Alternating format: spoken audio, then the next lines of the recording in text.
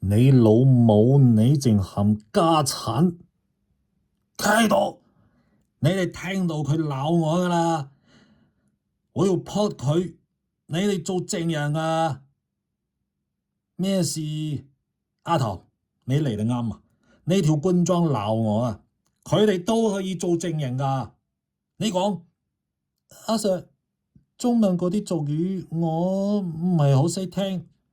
你講，即係證供嗰啲嘢，我係咪應該問個律師先講啊？阿 Sir，你講，我年紀大咗，最近有啲脹籠，你咧，你聽唔聽到啊？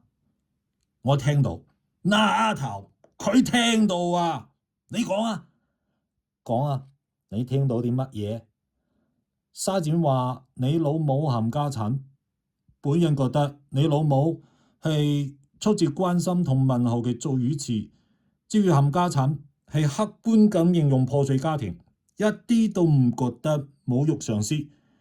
關 Sir 可能身世相近，所以有啲敏感。